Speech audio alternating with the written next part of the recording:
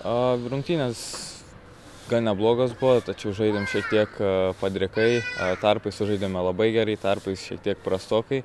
Rakose gynyboje aplink Raką trūko šiek tiek disciplinos, bet finale rezultatas mus tenkina ir mes pirmoje vietoje. Ta pabaiga jau tokia, galima sakyti, nuobodoka buvo, varžovai buvo netoli jūsų zonos. Kaip ten viskas buvo, jau atsipalaidavo šiek tiek? Ne, tiesiog nepavyko mums apsiginti ir pervesti žaidimo į jų aikštės pusę, tai galbūt šiek tiek griežčiau reikėjo ir taip pat gavom geltoną kortelę, tai buvo gan sudėtinga situacija, o jie buvo užsivedę, norėjo varžybas pabaigti su trenksmu, tai dėl to taip ir gavosi. Nemažai taškų pelnėt per pačius kraštus šiandien apskritai. Buvo tokia taktika, taip išėjo, pabandėt pasinaudoti silpnybėm varžovų? Na, manau, mes esam gerokai techniškesni trijose ketvirčiuose prieš Andorą, tai stengiamės tą išnaudoti, turėjome greitus ir stiprius kraštus ir tai sėkmingai pavyko padaryti.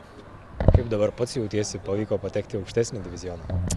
Na, žinoma, nuotaikos geros, bet nėra per daug ko džiūgauti, nes šiam pogrupį esame tikrai, manau, pranašesni už kitas komandas, tai nekantraujame pagaliau pradėti kovas kitame pogrupyje.